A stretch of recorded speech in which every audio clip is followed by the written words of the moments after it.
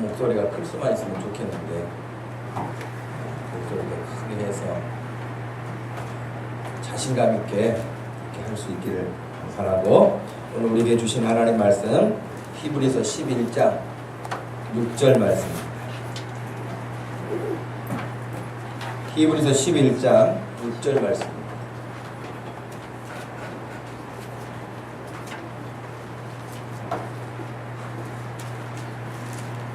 잘 알고 있는 말씀이기도 또 요절 말씀으로 암송하기도 하는 말씀인데 같이 한번 읽겠습니다.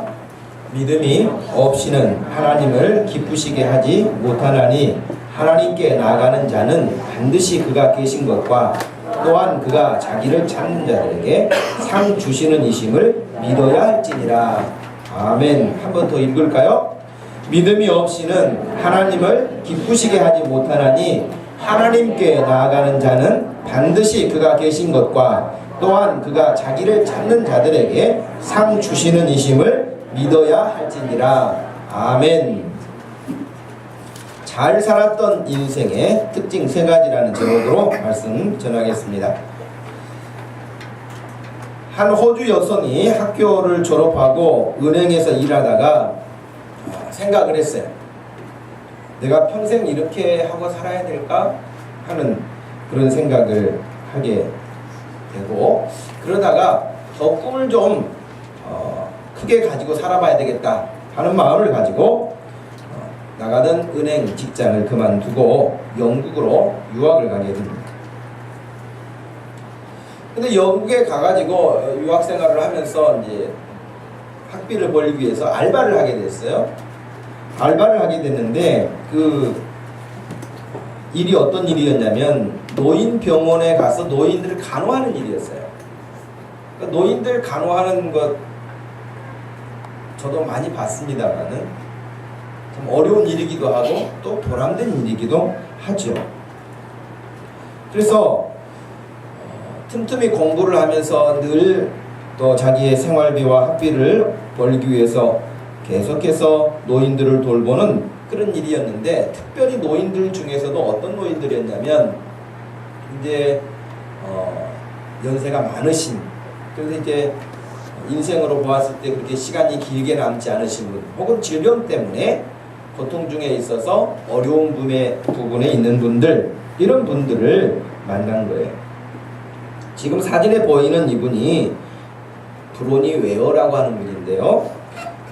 이분이 이제 사람을 이렇게 늘 만나면서 또 부침성이 좋아가지고 사람들에게 늘 이렇게 이야기도 잘 하고 잘 들어주고, 우리 교회 장선아 집사님 아무튼 잘 말도 들어주는 것이 얼마나 좋습니까? 근데 이 노인들이 살아왔던 자기들의 인생에 대해서 잘 들어주니까 이야기를 줄줄줄 이렇게 하게 됐던 거예요. 근데 이제 이 자매가 이야기들을 수없이 많은 사람들을 이야기를 듣다 보니까 딱 몇 가지로 그 노인들이 하시는 이야기가 집약되더라는 거예요. 그래서 그 많은 사람들 이야기를 집약을 해가지고 책을 냈는데, 내가 원하는 삶을 살았더라면 이라는 책을 냈어요. 우리나라도 이제 번역이 되어 있습니다만은, 그래서 이분이 사람들이 죽기 전에 후회를 하면서 내가 좀 이렇게 살았더라면 더 좋았을 것을 하는 그런 마음들을 정리를 한 거예요. 근데 이게 유명한 몇 사람의 이야기가 아니라 수없이 많이 만나는 노인들, 인생이 이제 끝나가는 과정에서 자기 인생을 이렇게 돌아볼 때 내가 그래도 열심히 산다고 살았는데 그렇게 살기보다는 이렇게 살았으면 더 좋았을 걸 하는 그런 마음들이 공통적으로 있었다는 거예요. 그 5가지가 있었는데요. 그 첫 번째가 뭐냐면은 자기 자신이 하고 싶은 일을 자기 자신에게 정직하게 말하지 못하고 그 다른 사람 눈치를 보면서 살았던 것에 대해서 후회를 했다. 다른 사람들이 나를 어떻게 볼까, 다른 사람들이 나를 또 어떻게 평가할까, 뭐 이런 것들 때문에 자기가 정말 자기 자신에게 너 진짜 하고 싶은 건 이거잖아, 자기 자신에 정직하지 못하게 살아왔다는 거예요. 마치 다른 사람을 위해서 사는 것처럼 인생을 살아왔다. 그것을 첫 번째로 후회하는 일이었고요. 두 번째는 뭐였냐면 그렇게까지 열심히 일할 필요는 없었는데 그 직장 나가지 말고 사업장 나가지 말고 일하지 말라는 뜻이 아니라 너무 일에만 빠져 살았다는 거예요. 일에만. 그러면서 하는 말이 그렇게 일에만 빠져 살 시간 대신에 좀 가족들하고 시간을 더 보냈어야 했는데 애들하고 좀 더 시간을 보냈어야 되는데 애들은 금방 커버렸고 아내나 남편하고 더 가깝게 시간을 보냈어야 하는데 일하다 보니까 피곤해서 들어오고 이야기할 시간도 없고 그러다 보니까 그냥 각자 따로따로 사는 것처럼 살아왔다고. 특별히 남성들이 이런 할아버지들이 이런 고백을 많이 했다고 해요. 세 번째는 첫 번째하고 유사한 부분인데 자기 감정을 잘 드러내지 못하고 늘 억누르면서 살아왔던 것. 그러니까 그것이 마음에 병처럼 적극적이지 못하고 늘 소극적으로 자기 자신을 이렇게 눌러놨던 것이 후회스럽다. 좀 마음껏 살았을 것을. 네 번째는 친구들하고 연락도 좀 하고 살았을 것을 그렇게 후회를 했다 그래요. 그리고 다섯 번째는 행복이라고 하는 것은 결국 내가 무엇을 선택하느냐에 따라 다르는데 내가 늘 바쁘다는 이유로 또 다른 이유로 그렇게 좋은 일을 선택하지 못하고 다른 일에만 바빴다고 하는 그런 이야기가 내용의 중심입니다. 그런데 이 책의 저자는 이렇게 이야기를 해요. 수없이 많은 사람들의 그 다양한 후회스러운 인생에 대한 이야기가 있는데 한 사람도 이렇게 이야기한 사람은 없었다 그래요. 내가 좀 돈을 좀 더 많이 벌었을 것을. 그런 사람 한 번도 못 만났대요. 내가 좀 더 넓은 집에서 좀 살다가 갈 것을. 그것도 없고요. 내가 좀 좋은 차를 좀 타다가 좀 즐겁게 살다 갈 것을. 그런 사람도 한 번도 못 만났다. 근데 여러분 어떻게 보면 지금 이 인생이 마지막 끝나가면서 하는 사람들의 한 번도 후회하지 않는 이런 이야기를 우리는 어떻게 보면 지금 추구하고 있는 거 아닐까요? 돈도 좀 더 있었으면 좋겠고, 집도 좀 더 좋았으면 좋겠고, 자동차도 더 좋았으면 좋겠고 등등 아마 이런 것들에 우리의 마음들이 더 간다는 거예요.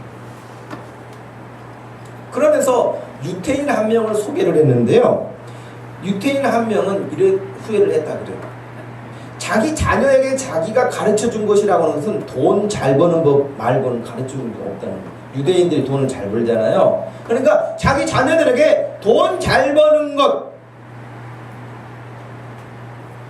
인생의 삶이 어떤 의미가 있는지, 친구하고 어떤 관계를 가지고 살아야 되는지, 그런 어떤 삶보다는 오직 자녀에게 돈 버는 법을 가르쳐주고 인생이 끝났다고 하면서 친구들이 춤을 가르쳐준다고 했을 때 차라리 춤을 추면서 살 수 있도록 그런 시간을 가질 걸 하는 후회를 남겼다고 그래요. 여러분 가끔 그 수련회에서 그런 거 하고요. 어른들 수련회에서도 그런 걸 합니다. 어떤 수련회 프로그램이냐면 죽음에 대한 시간을 가져요. 그래가지고 수련회 프로그램이 뭐냐면 관 속에 들어가는 거예요. 유서 써놓고. 좀 무섭죠. 내가 지금 죽는다 생각하고 유서를 써요. 여러분들이 유서를 쓴다면 여러분들은 무슨 내용을 남길까 싶어요. 그런데 그리고 관 속에 들어가고 진짜 뭣도 박습니다. 여러분 그 좁은 관 속에 들어가가지고 문 딱 관 뚜껑을 닫아버리면 얼마나 공포스러울까요? 그러니까 사람들이 야 사람은 진짜 죽는다, 진짜 죽는단 말이야, 잘 살아야 돼, 그런 말을 해도 아무런 사람, 꿈쩍도 안 하던 사람이 관 속에 한번 들어갔다 나오면 정신이 바짝 난다 그래요. 진짜 죽는 것 같다는 생각이 듭니다. 그러면서 자기가 살아왔던 삶을 한번 돌아보는 거예요. 우리나라의 연극 배우가인데 전무송 씨라는 분이 있는데, 여러분 지금은 이제 지금도 연극하는 배우들이 이렇게 성공한 사람들 몇 케이스를 제외하고는 다 힘들게 살잖아요. 그 옛날에는 더군다나 예수라는 사람들은 배고프면 산다는 것이 그냥 정설일 만큼 그렇게 살았어요. 그런데 이 전무성 씨가 굉장히 평생을 살면서 마음에 담고 있는 이야기를 하나 했었는데, 그게 어떤 거였냐면, 자기가 배우 초년생이었는데 배우니까 돈 잘 못 벌던 때고 초년생이니까 더 돈도 없던 그런 때라. 그랬는데 그때에 자기의 친구가 많이 아프다는 소식을 듣고 병원에 병문안을 갔다 그래요. 병문안을 갔는데 진짜 음료수 하나 사가지고 갈 만큼 돈이 없었던 거예요. 진짜 돈이 없는 거예요. 그렇게 돈이 없었는데 그 병원에 갔더니 친구가 누워 있으면서 환하게 웃으면서 그런 이야기를 하더래요. 야, 지금 나가서 보신탕만 한 그릇만 먹어도 그냥 내가 일어날 것 같다. 그랬다는 거예요. 근데 이 전무성 씨가 자기 수중에 돈이 없으니까, 여러분 병원에 누워있는 사람이 먹고 싶다는 그거 한 그릇 사다 주면 얼마나 좋겠어요. 마음은 그렇게 간절한데 돈이 없으니까. 그래? 내가 그럼 사가지고 올게. 이런 말을 하지 못하는 거예요. 그리고 그냥 들었어도 지나친 거예요. 근데 왜 평생 그 마음속에, 전무성 씨 마음속에 그 친구의 그 말이 남아 있었느냐? 며칠 후에 죽었어요. 지금. 만약에 여러분 그럴 걸 알았다면 아마 빚이라도 내가지고 와서 보신탕 한 그릇 사줄만 하지 않겠어요? 여러분 주변에 어떤 사람이 아무개 엄마 나 이제 3일 후면 죽을 것 같아. 그러니 나 보신탕 한 그릇만 좀 사줘. 그러면 나 지금 돈 없는데. 그럴 사람이 어디 있겠습니까? 정말 없는 돈 혹은 빌려서라도 그 사람이 마지막 가는데 그거 밥 한 그릇 먹고 싶다는데 안 사줄 사람은 아마 없을 것입니다. 우리 인생을 살다 보면은 그런 일들이 많아요. 제가 전에도 말씀드렸지만 아마 우리 어른들은, 엄마 아빠들은 우리 자녀들 앞에서 인생을 돌아본다면 내가 그 중고등학교 때 공부를 좀 더 열심히 한번 해봤을 걸, 그런 후회도 가장 큰 후회로 나왔어요. 아마 돌아가도 막상 돌아가면 또 노느라고 공부 안 할지 몰라.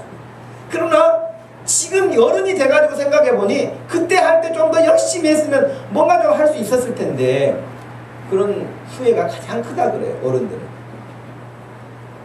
근데 지금 우리 학생들은 빨리 나이 먹었으면 좋겠다, 그냥 어른만 돼봐라, 내 마음대로 산다. 그런 사람들은 거의가 40대 되면 후회합니다. 그러니까 지금 말씀을 듣는 사람은 말씀을 잘 들으면 후회하지 않아요. 아, 그때 내가 목사님 말씀 듣고 이렇게 하기를 정말 잘했다. 내가 지금 40살이 됐는데, 내가 50살이 됐는데, 아, 정말 후회스럽지 않게 나름대로 열심히 살았다. 이런 인생 되기를 축복합니다. 예. 그런데 저는 이제 성경을 보면서, 그럼 성경에도 후회하는가, 인생들이? 성경에서도 여러분 수많은 사람들이 나와요. 뭐 족보만 보면 얼마나 많은 사람들이 나옵니까? 그 성경에 유명한 인물들도 많은데, 그러면 그 인물들은 어땠을까요? 성경의 인물들은 후회했을까, 자기의 인생을? 후회한 사람들도 있어요, 성경에도. 대표적인 사람이 누굴까요? 가룟 유다예요. 가룟 유다는 예수님 자기 선생님을 은 30에 돈 받고 그냥 팔아 넘겼잖아요. 물론 예수님을 끌고 가서 인신매매처럼 팔지는 않았어요. 대제사장들하고 로마 군인들하고 결탁해가지고 누가 예수님인지 잘 모르니까 저분이 예수님이다라고 하는 그런 사인을 보내는 그런 대가로 은 30을 받고 자기 스승을 넘겼단 말이죠. 그리고는 너무 후회했어요. 그 일을 하고 난 다음에 후회해요. 근데 여러분 성경 보면 놀라운 일이 있어요. 그게 뭐냐면 가룟 유다가 예수님을 팔기 전에요, 먼저 선행 작업이 있었는데, 누가 와서 선행 작업을 해요? 마귀가 와서 합니다. 마귀가, 사단이 가룟 유다의 마음에 들어갔다 그랬어요. 들어가서 무슨 생각을 줬냐면 예수를 팔려는 생각을 집어넣었다 그랬어요. 그러니까 여러분, 이 시간에 여러분 마음속에 사단이가 와가지고 여러분의 마음을 마음껏 휘젓고 다니도록 하지 마세요. 경계하세요. 지키세요. 마음을 지켜야 됩니다. 자기 나 하고 싶은 대로 자녀들이 청소년기로 크면서 부모들에게 제일 많이 하는 말이 뭡니까? 그냥 놔두세요. 내가 다 알아서 합니다. 뭘 알아서 해요? 근데 여러분 다 자기가 할 것처럼 생각한단 말이죠. 그래서 사단도 공격을 해요. 수없이 공격을 해요. 그렇기 때문에 자기 마음 지켜야 됩니다.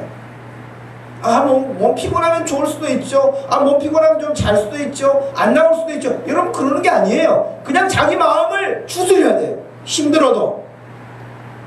그런 사람이 승리하죠. 그런데 가룟 유다의 마음속에 사단이가 들어갔어요. 들어갔는데 예수님을 팔려는 생각도 집어넣었다고 했어요. 근데 예수님이 마지막 반찬에서 나와 함께 그릇에 손을 넣는 자가 나를 팔자라 그랬잖아요. 그러면은 보통 사람 같으면 가슴이 뜨끔해가지고 이거 내가 무슨 생각을 했나 그래가지고 포기해야 거기서 회개하고 돌이켜야 정상 아니겠습니까? 예수님이 그런 기회를 주신 거예요. 그런데도 불구하고 그걸 무마하고 지나갔어요. 그럼 결국은 예수님을 팔았어요. 예수님을 팔고 난 다음에 양심이 그래도 있었는지 괴로워가지고요. 목매달아서 죽었어요. 근데 사도행전에 보니까 그 끈이 떨어졌는지 창자가 터져서 죽었다고 얘기했어요. 너무 비참하게 죽은 것이죠. 인생 후회한 사람이 있습니다. 가룟 유다처럼 후회한 인생도 있어요. 구약 성경에 유명하게 후회한 사람 가운데 한 사람을 들려고 한다면 이스라엘의 초대 왕이었던 사울 왕이에요. 이 사울 왕도 진짜 하나님의 은혜로 왕이 된 거예요. 선거해가지고 왕이 된 것도 아니에요. 하나님이 정말 세우신 거예요. 왕으로. 그랬는데 처음에는 겸손하게 하나님을 잘 섬기다가 점점 마음이 교만해지기 시작하더니 하나님의 말씀을 무시한 거예요. 하나님의 말씀 무시하고 살다가 하나님이 그냥 놔두시지 않습니다. 기회를 여러 번 주시는데도 불구하고 계속 그렇게 살면 그냥 방치하지 않으십니다. 하나님께서 왕을 더 이상 인정하지 않고 다윗을 준비해서 왕으로 세우시면서 사울을 폐위시켰어요. 때늦게 후회합니다. 사무엘 앞에서 때늦게 후회하지만 회개가 아니라 후회만 했을 뿐이지 그는 돌이키지 않았습니다. 그러니까 성경 보면 그렇게 어떤 사람들의 후회된 인생이 남아있지만 그러나 대부분의 사람들은 우리가 읽었던 히브리서 11장 같은 경우에는 모든 소개되어 있는 사람들이 다 믿음에 승리한 사람들이어서 인생에서 승리한 사람들이에요. 인생을 잘 산 사람들이에요. 복 있게 산 사람들이에요. 하나님을 기쁘시게 하면서 산 사람들이에요. 이런 사람들은 아브라함이 후회 막 심하게 살았다거나 이삭이 노아가 그때 120년간 방주 지으면서 내가 그때 좀 멍청했어. 배를 너무 크게 짓느라고 120년 걸렸는데 절반만큼 짓고 절반은 좀 놀았어야 되는데 이렇지 않았다는 겁니다. 그러니까 하나님의 뜻대로 살았던 사람들, 말씀대로 살았던 사람들은요 후회를 남기지 않았어요. 그렇다면 우리들도 여러분 인생에서 후회를 남기면 되겠습니까? 인생 살고 나서 우리 엄마 아빠의 인생을 나는 존경한다. 그런 자녀들이 되어야 되겠고 그런 부모가 되어야 되겠죠. 또 우리 자신의 인생도 하나님 너무너무 감사해요. 잘 살았습니다. 너무 부족한 것이 많았지만 하나님이 그때그때마다 나를 붙잡아 주셔서 여기까지 왔습니다. 그리고 이제 주님 부르시니 제가 주님 품에 안기겠습니다. 주님 나라로 갑니다. 이런 마음을 가지고 이 땅의 인생을 마무리할 수 있으면 얼마나 멋있겠어요. 그러나 여러분 사고가 예상치 않게 막 나타나잖아요. 아무 준비도 없이 갑자기 다 죽습니다. 갑자기 죽어요. 그래서 여러분 병원에서도 시간이 얼마 남겨졌는지에 대해서 그 사람에게 대해서 통보를 하자고 하는 의사들도 있고 그렇게 하는 것은 너무 잔인하다는 사람도 있고 그래서 아직도 의견이 나뉘어 있긴 합니다. 그런데 어떤 사람은 병원에 가니까 의사가 또 보호자들이 괜찮대요. 하여튼 잘 먹고 치료 잘 받으면 금방 낫는데요. 늘 이야기만 하다가 자기 죽음에 대해서 전혀 준비를 못하고 죽는 사람들이 많아요. 그러나 죽음이라고 하는 것이 왔을 때는 한번 자기 인생도 돌아보고 하나님 앞에서 정리할 것도 정리하고 혹시 사람들 관계 속에서도 풀어야 될 부분이 있다고 한다면 풀고 그렇게 가는 것이 멋진 인생이지 않겠습니까? 어찌됐든 우리가 후회하지 않는 인생이 되려고 하면 세 가지가 오늘 6절 말씀에 담겨 있는데 그 첫 번째가 뭐냐면 믿음으로 살라는 거예요.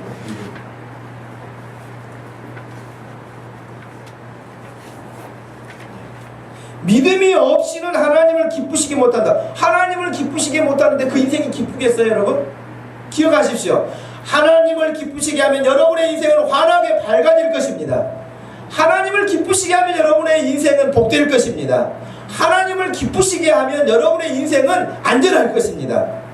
하나님을 기쁘시게 하면 여러분의 인생은 이 땅에서뿐만 아니라 영원한 하나님의 나라 천국에서도 칭찬받는 그런 인생이 될 줄로 믿습니다.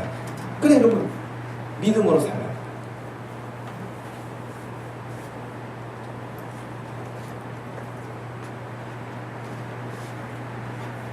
자, 이 한자가 무슨 한자인지 아시겠죠? 백문이 불여일견이라, 이런, 아마 이건 너무나 많이 들어서 알고 있는 표현이죠. 이것은 기원전 그러니까 47년, 49년 때 있었던 이야기로 이 말이 나오게 된 배경이 그렇습니다. 한 나라에 선제라고 하는 왕이 있었어요. 이 선제라는 왕이 있었는데 그 당시에 서북, 지금 티베트 쪽이죠. 그쪽에 변방에 있는 유목민들이 공격에 들어왔어요. 공격에 들어왔는데 나름대로 방어를 한다고 했지만은 크게 전쟁에서 패했습니다. 그러니까 이 선제라는 왕이 굉장히 당황하고 이 일을 어떻게 처리하면 좋을까라고 해서 그 당시 우리 현재 직업으로 말한다면 검찰총장 정도 되는 그런 오사대부라고 하는 경길이라는 사람에게 묻습니다. 이걸 어떻게 해야 우리가 감당할 수 있겠느냐. 그래서 그 당시에 아주 출중한 장군이 한 명 있었는데 그 장군 이름이 조충국이라고 하는 장군이 있었어요. 그 장군에게 가서 물어봐라. 무슨 비법이 있는가? 어떻게 대처를 해야 되겠는가? 근데 이미 이 조충국이라고 하는 장군은 70이 넘은 거예요, 나이가. 70이 넘었는데 이 지혜롭기는 또 아주 탁월한 지혜로운 장군이었죠. 그래서 어떻게 해야 들어오는 그들을 막아낼 수 있을 것인가 라고 해서 이 조충국이라고 하는 사람이 왕에게 그렇게 이야기를 해요. 그 사람들에 대한 이야기를 제가 듣기만 해가지고는 모르겠으니 한번 보고 오겠습니다. 보고 와서 대책을 세우겠습니다 라고 한 거예요. 보고 와서. 근데 내가 100번 들어봐야 무슨 소용이 있겠습니까? 가서 한번 보는 게 낫죠. 그래서 그 사람이 처음에 쓴 말이에요. 그래가지고 이 사람이 정말 그 지역에 갔습니다. 가서 어떻게 공격해 들어오는지 적군이 누군지를 이렇게 세심하게 살피게 됐죠. 그래서 이 사람이 그때 썼던 병법이 있는데 그 병법이 뭐냐면 둔전병이라고 해요. 둔전병. 그건 뭐냐면 10,000명 정도를 티베트 쪽에서 들어오는 적군들을 향해서 공격을 막기 위해서 10,000명 정도를 지역에 풀었어요. 풀어가지고 평상시에는 전부 다 농사꾼처럼 농사지면서 살게 한 거예요. 다 농사지면서 살게 한 거예요. 그래서 누가 적군인지 누가 이렇게 내통하고 있는지 누가 그런 생각을 하고 있는지 다 10,000명 정도가 다 파악하고 있다가 어느 순간에 일어서라 그러니까 다 일어나가지고 공격해서 그 전쟁을 승리로 이끌었어요. 그래서 이제 그때 했던 말이 100번 듣는 것보다는 한 번 보는 게 낫다. 근데 믿음 생활할 때도 똑같은 것 같아요.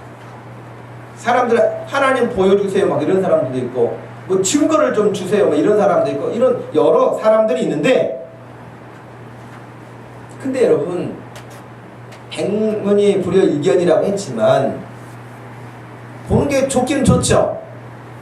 예를 들면 A라는 사람이 이렇게 생겼다. 종민이 이렇게 생겼다라고 막 사람들에게 소개해요. 키는 한 1m 몇이니? 예. 몸무게는 뭐 어떻게? 그 다음에 헤어스타일은 어떻게 막 이렇게 소개를 해. 그래서 사람들이 머릿속에 한 번도 정민이를 보지 않은 사람들이 상상을 할 수 있겠죠. 그런데 정민이가 그냥 딱 그 앞에 나타나면 끝이지 않겠어요? 아 저렇게 생겼구나. 그냥 그렇게 끝이죠. 한 번 보는 게 대단한 능력이 있는 건 사실이에요. 그러나 그렇게 한 번 보는 게 능력도 있기는 있지만은, 근데 우리가 보는 이 눈이라는 것이요, 집에 돌아가가지고 100명이 종민이에 대해서 자기가 본 것에 대해서 종민이에 대해서 한번 이렇게 서술해 보시오 그러면은 100명이 100가지로 생각을 다 쓸 거예요. 걔는 너무 빼빼하다더니, 아니면 헤어스타일이 어쩌다느니, 아니면 뭐 눈이 쌍꺼풀이 졌다 안 졌다 하더니 뭐 등등, 뭐 피부가 어땠다느니, 그 사람에 대해서 말을 할 수 있는 여러 조건들이 있단 말이에요. 사람마다 보는 눈이 다 다르다. 보는다고 해서 본다고 해서 다 되는 게 아니에요. 예를 들면 지금 우리가 살고 있는 이 시대도 여러분, 천국을 갔다 왔다는 사람도 많잖아요. 하나님을 봤다는 사람도 많잖아요. 근데 그 사람이 진짜 하나님을 본 건지 마귀를 본 건지 산신령을 본 건지, 이 분간할 수 없는 것들이 너무 많다는 거야 지금. 아니 지금 대한민국에 자기가 하나님이라는 사람도 50명이나 되는데 그럼 어떻게 되겠습니까? 보았다고 해서 다 믿을 만한 것이 된 것이 아니에요. 여러분 전에도 말씀드렸습니다만은 참기름 앞에 참기름 이렇게 써놨는데도 나중에 보니까 옥수수 기름이잖아요. 그러니 거기 분명히 내가 있기는 참기름이었는데 그것이 어떻게 옥수수 기름인 줄 알았겠어요. 글자상으로는 너무 참기름이고 또 뚜껑 열어봐도 냄새 맡아도 고소하고, 그러니까 참기름인 줄 알았죠. 그냥 봤다고 해서 진짜라고 확신할 수 없어요. 그렇지 않습니까 여러분? 먹거리 파일 그런 프로그램 보니까 아마 그 천연꿀이라고 막 이렇게 했는데 다 검사해 보니까 버렉에 설탕 먹여가지고 설탕꿀이에요, 설탕꿀. 근데 거기다가 아주 유명한 산에서 이렇게 볼통 그림 그려놓고 사진 찍어놓고 정말 이건 자연에서 채취한 꿀입니다라고 그렇게 했는데, 보니까 다 장마철에 꽃도 없고 이러니까 설탕물 해가지고 벌들이 설탕 물고 가가지고 꿀 만든 거예요. 그래서 설탕꿀이야.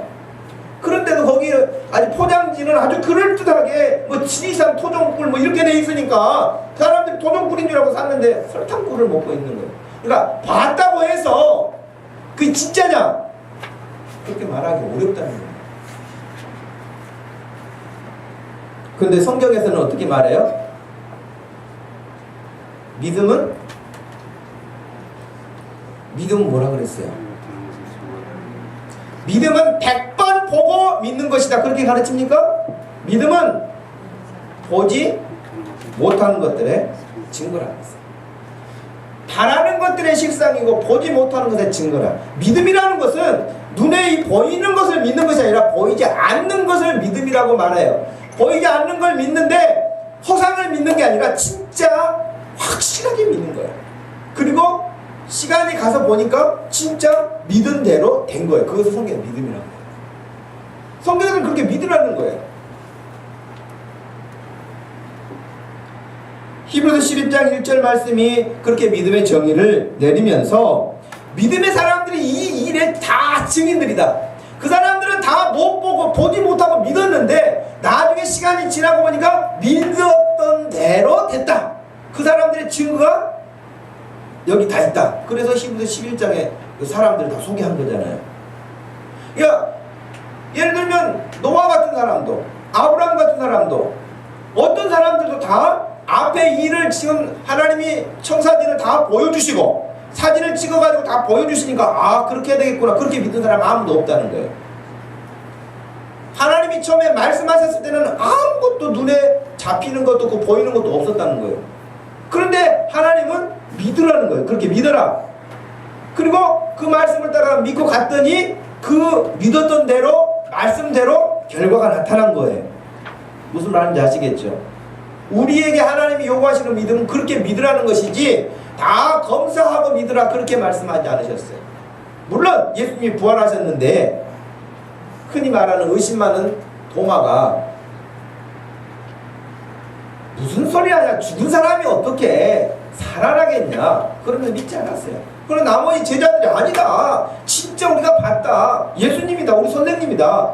그랬니 그 도마가 한 말이, 내가 진짜 그 예수님이 돌아가실 때 십자가에 못 박히셨는데 내가 그 손을 못에 자국이 있는지, 손바닥에 못 자국이 있는지, 창을 마지막에 찔리셨는데 옆구리에 창 자국이 진짜 남아있는지 내가 손을 넣어봐야 되겠다. 그리고도 확실하다면 내가 그때 믿겠다. 아, 그런데 그 순간 예수님이 쫙 나타나신 거예요. 도마야, 손 내밀어가지고 만져봐. 만져보고 또 믿음 없는 사람 되지 말고 믿는 자가 되라. 그러면서 예수님이 하신 말씀인 거예요. 너는 보고 믿냐? 보지 못하고 믿는 자가 복이 있다. 할렐루야. 보이지 않지만 말씀하신다. 여러분, 여기 여러분 자녀들이 유전자 검사 다 해가지고 그 유전자 통지서 집에다 걸어놓고 우리 엄마가 확실합니다, 우리 아빠가 확실합니다, 그렇게 믿는 자녀들이 있습니까?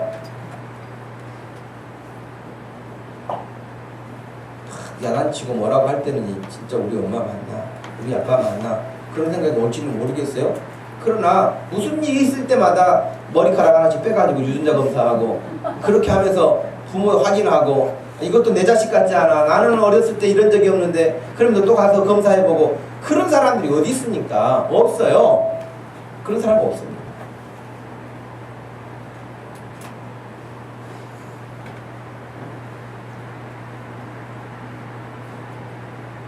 믿음이라는 것은 지금 당장 눈에 보이기 때문에 믿고 눈으로 확인하기 때문에 믿는 것이 아니고 하나님께서 말씀하셨기 때문에 믿는 거예요. 여러분, 제가 뭐 이런 이야기를 하자면 한이 없겠지만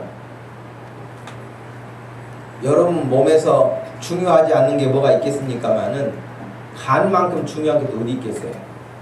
간. 지금 이 간을 우리가 사는 공장, 사회처럼 비유해가지고 그려놓은 그림이에요. 근데 여러분, 우리가 음식을 먹잖아요? 음식 먹으면 소화는 누가 시킵니까? 위가 소화를 아주 주물럭주물럭 해가지고 완전히 다 음식물을 이렇게 분해를 하죠. 그죠? 그러니까 여러분, 위가 굉장히 중요합니다. 잘 이렇게 팽창을 했다가 줄어들었다 이렇게 해서 음식물, 무슨 음식물, 여러분 좋아하는 음식 그냥 막 여러분 입맛 좋다고 막 삼켜놓으면 위가 고생이야. 근데 아무튼 위가 주물럭 끓여가지고 거기서 끝나는 게 아니라 그걸 내려보내요. 어디로? 소장. 예, 소장으로 내려보내면 소장이 장자라고 그러잖아요. 길어요. 여기서 전부 다 이렇게 흡수를 합니다. 거기서 끝나는 게 아니에요. 걔네들은 그것만 할 뿐이에요. 다 어디로 보낸 줄 아세요? 간으로 보내요. 간으로 다시. 간으로 보내면 간이 그 일을 해요. 소장에서 올라오는 모든 영양분들을 흡수해가지고 간이 또 다른 상태의 건강 상태를 만들기 위해서 변화를 시켜요. 그리고 공급을 해요. 그리고 어떨 때는 하루에도 수없이 많은 쓸개즙을 만들어 가지고 또 우리 항체도 만들어내고, 이 간 기능이 굉장히 하는 일이 많아요. 여러분 한번 쓰다듬어 주세요. 고생이 많구나. 네, 고생이 많구나. 근데 보입니까?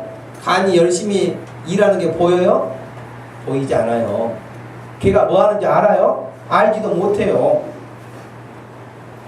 그냥 먹고 살 뿐이지 간이 얼마나 수고하고 있는지 알지 못한다. 예. 어떤 학자, 어떤 의사는요, 간이 하는 일이 1000가지가 넘는다고도 말해요.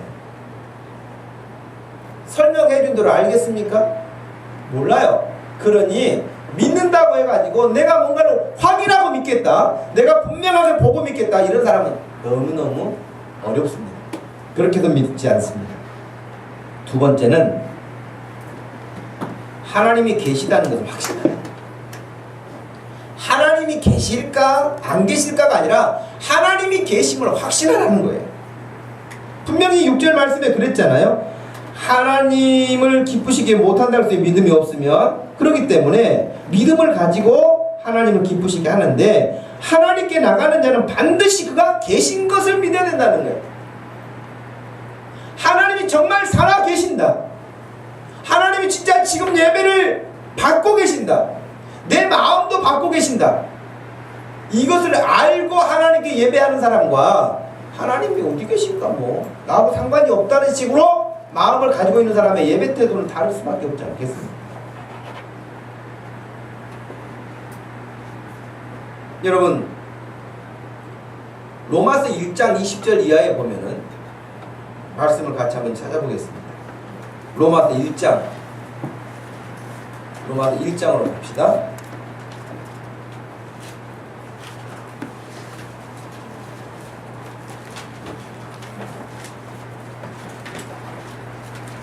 로마서 1장 20절 말씀.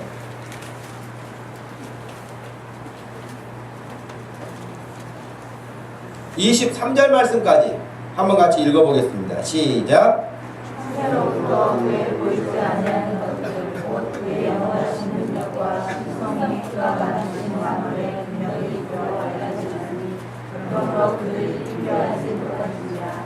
하나님을 알되 하나님 영광을 배워하며 감사하려 아니하고 오히려 그 생각이 허망하며 미련한 마음이 어두워지나니 스스로 주의 있다 나와 자식하게 썩어지지 아니하는 하나님의 영광을 썩어질 사람과 새와 짐승과 여자는 물건을 예, 20절 말씀이 무슨 말씀이냐면 이 세상에 하나님이 지은 모든 만물을 보면 이야, 이건 진짜 하나님이 아니시면 이럴 수가 없다. 그런 것들을 다 거기다, 그러니까 사물 하나만 깊이 연구를 해도 하나님이 계시는 것을 느낄 수 있게 했다는 거예요. 나무 한 그루를 보아도, 꽃 한 송이를 보아도 하나님이 하시지 않으면 그렇게 할 수 없는 놀랍고 신비한 일들 다 거기다 담아놨다는 거예요. 그러니까 사람이 하나님이 안 계신다 그렇게 핑계할 수 없다는 거예요. 여러분, 우리는 그냥 사람이니까 사람 같죠. 옆에 사람 한번 보세요. 신기한 게 생기지 않았어요? 여러분, 사람이 그냥 우리가 생각할 때는 하도 사람이 많고 막 그러다 보니까 귀하게 여기지 않고 지날지 모르지만 사람 한 사람 이 하나 유지하기에 얼마나 많은 것들이 들어가고 얼마나 많은 정성이 들어가고 얼마나 신기한 일들이 많습니까? 고가품이죠. 하나님의 작품 가운데도 아주 고가품이죠. 사람이라는 존재가. 그런데 이 사람이 하나님이 지으신 것들에 대해서 하나님을 확신하는 것이 아니라 거기 보세요. 하나님을 영화롭게도 안 하고 감사하지도 안 하고 허망해지고 미련해서 마음이 어두워지고 스스로 22절에 스스로 지혜 있다고 스스로 똑똑하다고 생각해요. 그런데 어리석게 되고 23절에는 썩어지지 아니하는 하나님의 영광을 썩어질 사람과 새와 짐승과 기어다니는 동물의 모양의 우상으로 바꿨다는 거예요. 여러분, 이 앞에 지금 이 그림은 무슨 그림이냐면 성경에 나와 있는 우상들이에요. 제일 앞에 있는 저 뭐 손 들고 있는 애가 누구냐면 바알이에요. 바알. 그 다음에 가운데 있는 애는 엘이라고 하는 신이에요. 그 다음에 그 위에 옷도 안 입고 있는 저 여자상은 아세라상이에요. 이게 신이라는 거. 이게 신. 더 놀라운 신들을 보여줄까요? 이런 신도 있어요. 특별히 이쪽에 있는 이 신은 아데미 신이라는 신인데, 여신인데, 여러분 우리 지금 사도행전 보고 있잖아요. 큐티에 에베소 지역에 아데미어라고 하면서 이 아데미 신을 섬겼던 사람들이에요. 이 아데미 신을 보면 여러분 좀 무섭게 생기지 않았습니까? 가슴이 보통 2개 달려야 정상인데 가슴이 주렁주렁 달려있는 이런 신이에요. 이런 신. 근데 이걸 믿는다는 거예요. 왜? 이렇게 만들어 놓고 다산의 신이에요. 다산의 신. 다산의 신이어가지고 이 신을 믿으면 자녀를 많이 낳게 하고 풍요롭게 한다는 거예요. 그래서 사람들이 상상하기를 희한한 상상을 해놓고 저걸 믿어요. 저 앞에 가가지고 절을 하고. 우리나라도 제주도 가면 돌 하루방 코 다 뜯어가가지고 아들 난다고. 똑같은 거예요. 똑같은 거예요. 그러니 하나님의 영광을 하나님이 계시는데 하나님은 보지 않고 이런 것들로 하나님의 영광을 다 바꿔버리고 어리석은 일들을 한다.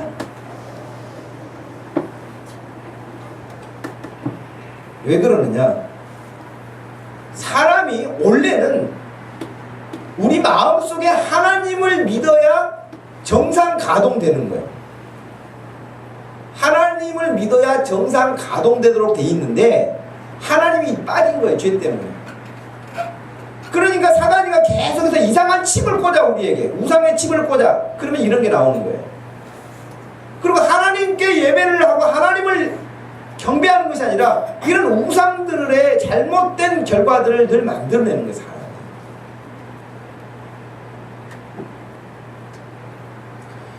하나님이 계신 것을 확신하십시오. 하나님은 이런 사물들처럼 눈에 보이지 않습니다. 하나님은 눈에 보이지 않아요. 그리고 하나님을 정면으로 보면 죽습니다. 하나님이 죽이는 게 아니라 하나님의 강력한 그런 임재 때문에 견디지를 못하는 거예요.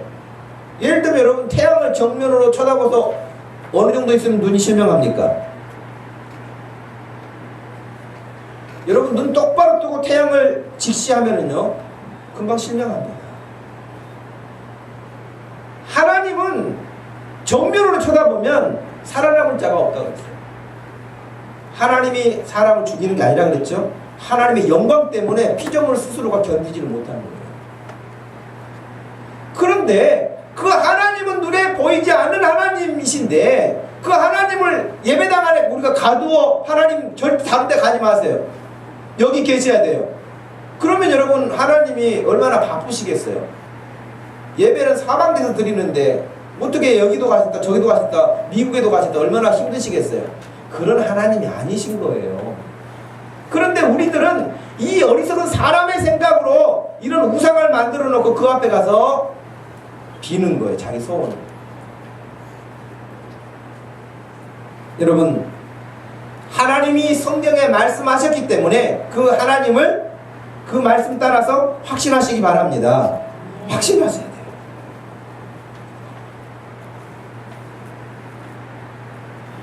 왜냐하면 성경에 보면 하나님께서는 우리에게 계속해서 믿으라고 말씀하셨어요. 예를 들면 마가복음 1장 15절 말씀에 때가 찼고 하나님의 나라가 가까이 왔으니 회개하고 복음을 믿으라. 예수님이 믿으라 그렇게 말씀하셔요. 마가복음 11장 22절에서도 예수께서 그들에게 대답하여 이르시되 하나님을 믿으라. 하나님을 믿으라. 요한복음 14장 1절 말씀에 보면 너희는 마음에 근심하지 말라 하나님을 믿으니 또 나를 믿으라. 예수님이 그렇게 믿으라고 하셨어요. 그래서 기독교에 대해서 그렇게 좋지 않게 막 이렇게 풍자할 때 주로 뭐라고 합니까? 믿습니다 막 이렇게 하잖아요. 기독교를 이렇게 비유할 때 그렇게 하잖아요. 근데 진짜 우리는 믿어야 되는 거예요. 믿는데 맹신하는 믿음이 아니라 확실하게 하나님이 말씀하신 게 있어요. 근거가 있어요. 그걸 믿는 것이지 아무거나 믿는 게 아니에요. 그러니 인생 후회 없이 사는 사람들의 결과를 보면 믿음으로 살았고요. 하나님을 확신하면서 살았어요. 대충 교회 다니는 사람이 아니에요. 하나님을 확신하고 그분 앞에서 살았기 때문에 엉터리 인생을 살지 않습니다.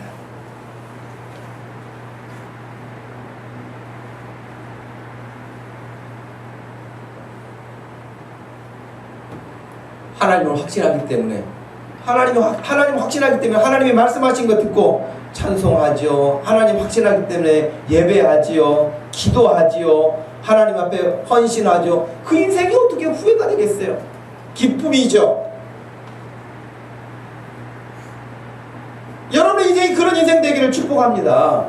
정말 온갖 세상 근심 걱정 다 짊어지고 가는 그런 인상으로 살지 말고 확신 가운데 하나님을 찬양하는 즐거움 가운데 하나님을 기뻐하는 하나님 앞에 예배하는 것을 즐거워하고 기뻐하는 그런 인생이 된다면 하나님이 여러분을 딱 잡고 여러분의 인생을 이끌어 주실 것을 믿으시기를 바라요. 하나님 그러신 분이에요. 정동식 집사님은 저 뒤에 제 사진을 보고 물이 변화에 포도주 됐는 그런 이야기를 하던데 여러분 여기 있는 사람 가운데 물이 변화에 포도주 안 된 사람이 어디 있습니까? 여러분은 처음부터 포도주였습니까? 예? 우리 인생이 뭐냐는 거예요. 정말 보잘것없는 그런 인생 아니겠습니까? 그런데 예수 믿고 우리 주님이 우리를 붙잡아 주시고 이끌어 주시니까 여러분 정말 여러분의 인생 멋진 인생으로 하나님이 변화시켜 주는 거예요. 그 하나님 붙잡으세요. 그 하나님 확신하세요. 긴가민가가 아니에요. 늘 확신 가운데 기도하고 확신 가운데 찬양하고 확신 가운데 예배하실 수 있기를 축복합니다. 그런 하나님을 의지하는 사람은 하나님이 그 인생을 책임져 주세요. 마지막 세 번째는 천국의 소망을 가지라는 거예요.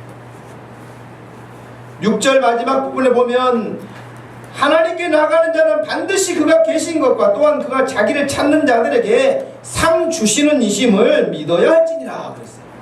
하나님이 상을 주신다는 거예요. 여러분이 인생을 살면서 받았던 최고의 상은 뭐예요? 여러분이 받았던 상 가운데 최고의 상은 뭡니까?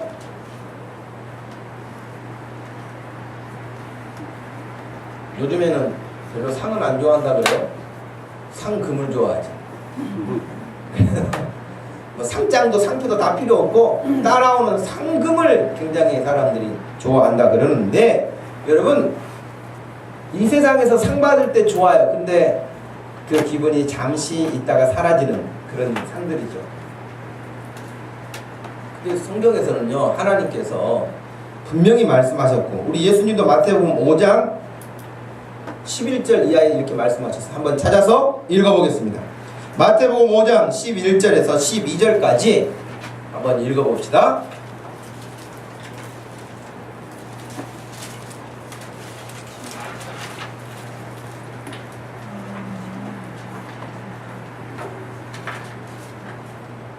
마태복음 5장 11절 12절 읽습니다. 시작.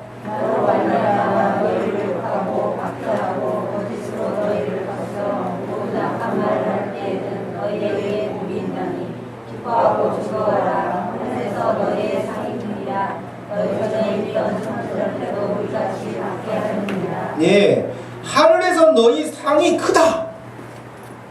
예수 믿고 그러면서 핍박받고 어려운 일 그 두려워하지 말아라. 너희 앞에 믿음의 선지자들도 다 그런 핍박받았는데 다 하나님의 나라에서 큰 상의 주인공들이다. 그러니 하나님 약속하신 하늘의 큰 상을 기대하라고 말씀하셨어요. 그 뒤에 넘어가셔서 6장 마태복음 6장 2절 말씀도 한번 읽어봅시다. 시작.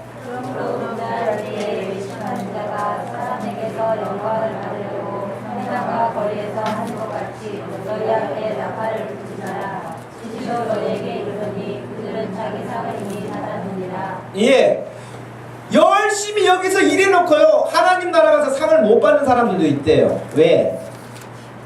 이 땅에서 다 해놓고 자기가 잘했다고 막 나팔 불고 다니니까 하나님이 그래 너는 거기서 사람들 다 칭찬해주고 인정해주니까 그것은 너는 끝이다. 하늘에서는 상 없다. 하나님 상이 없다는 거예요. 그런 여러분 열심히 일해놓고 입을 딱 다물어야 하늘에서 상이 커요. 근데 조금 해놓고 막 동네방네 내가 했네 하고 하면은 그래 너는 다 받았다 거기서 끝났다. 상이 없다는 거예요. 마가복음 9장 41절 마가복음 9장 41절도 한 번 더 읽겠습니다. 시작. 누구든지 너희가 그리스도에게 속한 자라 하여 물 한 그릇이라도 주면 내가 진실로 너희에게 이르노니 그가 결코 상을 잃지 않으리라. 작은 것 같지만 냉수 한 그릇 떠다 주는 것 같지만 하나님이 그 상을 잃지 않도록 하시겠다. 히브리서 11장 24절에서 26절까지 한 번 더 마지막으로 읽겠습니다. 히브리서 11장 24절에서 26절입니다. 히브리서 11장 24절에서 26절 같이 읽습니다. 믿음으로 모세는 장성하여 바로의 공주의 아들이라 칭함 받기를 거절하고 도리어 하나님의 백성과 함께 고난받기를 잠시 죄악의 낙을 누리는 것보다 더 좋아하고 그리스도를 위하여 받는 수모를 애굽의 모든 보화보다 더 큰 재물로 여겼으니 이는 상 주심을 바라봄이라. 아멘. 모세는 사람들이 이 땅에서 누릴 수 있는 것을 포기하고 하나님이 주시는 그 상을 믿었기 때문에 고난 가운데서도 좌절하지 않고 하나님을 섬겼다. 그렇게 이야기했습니다. 노먼 루이스라는 사람이 쓴 하나님은 무엇을 원하시는가 라는 책에서 이런 이야기가 나옵니다. 스탠포드 켈리라고 하는 사람이 수년간 사역했던 IT, 지난번에 여러분 쓰나미로 IT 지진으로 굉장히 큰 어려움을 당한 나라죠. 원래 가난한 나라인데 그런 재앙까지 덮쳐가지고 너무너무 가난한 나라죠. 근데 어느 추수감사 주일에 그 켈리가 거기서 사역을 하고 있을 때에 이제 추수감사 헌금을 한 거예요. 그런데 어떤 소년이 추수감사 헌금을 했는데 꽤 헌금 봉투가 두툼한 거예요. 그래서 봤더니 보통 그 IT에서 석 달 일해야 받을 수 있는 월급을 넣어가지고 추수감사 헌금을 한 거예요. 근데 그 추수감사 헌금을 하고 그 아이가 보이지 않아요. 추수감사 절에 이렇게 음식도 준비하고 초대도 하고 그래서 같이 이렇게 축제를 하는데 그 헌금을 했던 아이가 보이지 않는 거예요. 그래서 그 켈리라고 하는 사람이 수소문을 해가지고 찾았어요. 그 소년을 찾아서 도대체 무슨 돈으로 이렇게 헌금을 할 수 있었느냐라고 했더니 자기 집에 있는 말이 한 필이 있었는데 그 말을 팔았다는 거예요. 하나님께 추수감사 줄 때 뭔가를 드리긴 해야 되는데 드릴 게 없어서 말을 팔았다는 거예요. 그래, 거기까지는 좋다. 근데 왜 잔치에는 오지 않았니? 했더니 입고 갈 옷이 없어서요. 그랬다. 말을 팔아가지고 헌금은 드렸는데 자신이 입고 갈 옷이 없어서 그 잔치에, 추수감사 잔치에 가지를 못한 거예요. 이 켈리라고 하는 사람이 이 이야기를 다른 지역에 집회를 하면서 소개를 했다고 그래요. 교회를 다니면서 말씀을 증거하면서 사실은 지난번 추수감사절 때에 이런 일이 있었습니다 라고 소개를 하니까 집회가 끝난 다음에 어떤 부유한 자매 한 분이 좋은 옷을 입고 기티나게 생긴 어떤 부인이 와서 그 켈리 앞에 지갑을 탁 열더니 돈을 주더라는 거예요. 돈을 주면서 그 헌금을 했던 추수감사절 잔치에 오지 못했던 소년의 옷을 사주십시오. 켈리가 굉장히 화가 난 거예요. 켈리가 굉장히 서운한 거예요. 속상한 거예요. 왜 그랬을까요?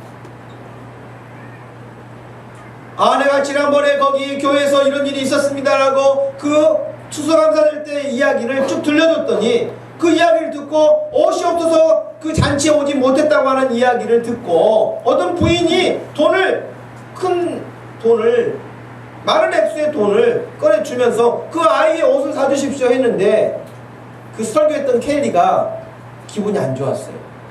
왜 안 좋았을까요? 그런 그 책에서 이렇게 이야기를 합니다. 제가 그 소년의 이야기를 한 것은 이런 옷값을 받기 위해 한 것이 아니라 여러분이 그 소년처럼 헌신하기를 바라서 소개했을 뿐입니다.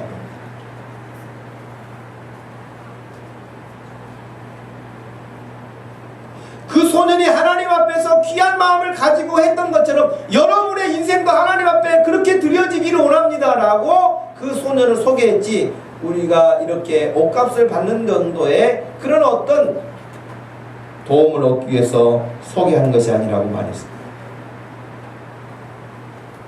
그 소년이야말로 천국에 보화를 쌓아두라 하신 주의 말씀을 따른 사람이었다고 소개합니다. 하나님 약속하셨습니다. 상이 있을 거라고. 그 믿으십시오. 그 말씀을. 그 말씀을 믿는 사람은 열심히 살 겁니다. 열심히 살 것입니다. 디모데후서 4장 8절에 사도 바울은 자기의 인생이 마지막 끝나가는 순간에 이렇게 말했습니다. 이제 후로는 나를 위하여 의의 면류관이 예비되었으므로 주 곧 의로우신 재판장이 그날에 내게 주실 것이고 내게만 아니라 주의 나타나심을 사모하는 모든 사람에게 이런 면류관을 주실 것이다 라고 말씀하셨습니다. 열심히 믿음으로 사는 사람, 열심히 하나님 앞에 확신을 가지고 사는 사람, 열심히 주님 앞에 하나님의 나라의 상을 바라보고 사는 사람, 그런 사람에게 약속하신 말씀들이 이루어질 때입니다. 우리 목동주신교회 모든 성도들 한 사람도 빠짐없이 나중에 천국에 갔을 때 우리 주님이 주신 놀라운 상들을 받으면서 주님, 이건 주님이 제게 주신 은혜일 뿐입니다 라고 그 면류관을 다시 우리 하나님께 영광으로 드릴 수 있는 그런 믿음 되기를 주님의 이름으로 축복합니다. 우리 한번 같이 기도하십시다. 하나님, 정말 제 인생 열심히 살고 후회가 되지 않는 인생 되기를 소원합니다. 하나님, 열심히 살고 정말 돌아보았을 때 기쁨으로 하나님 앞에 서기를 원합니다. 여러분, 그런 믿음 되게 해달라고 여러분 기도하십시오.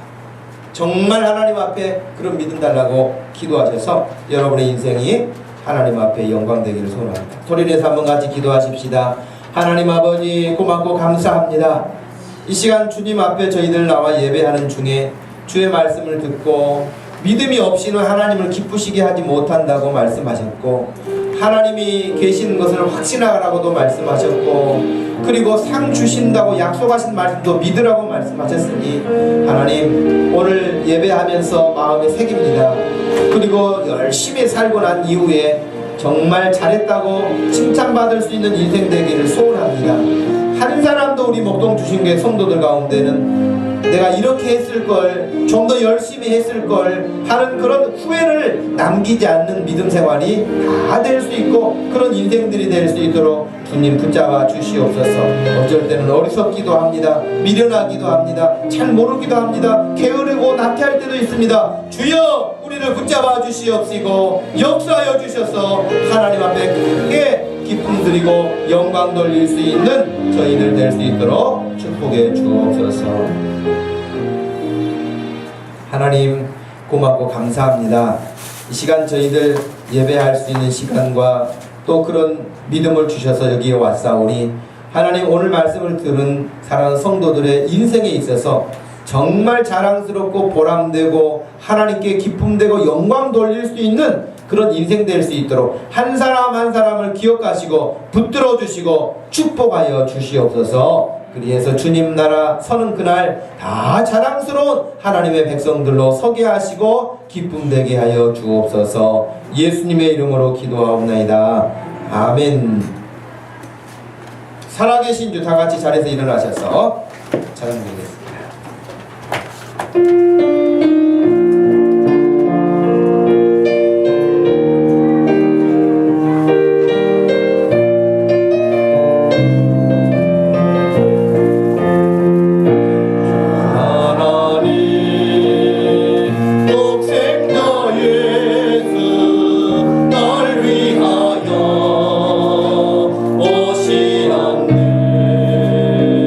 내 모든 죄 다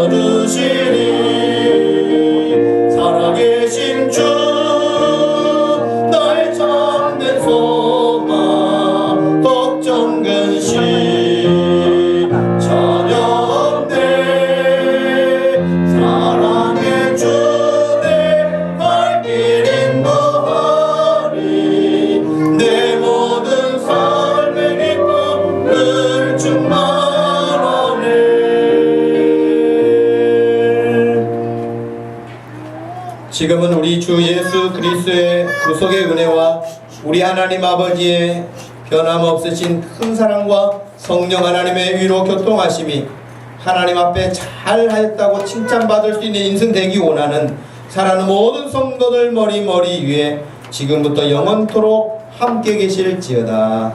아멘.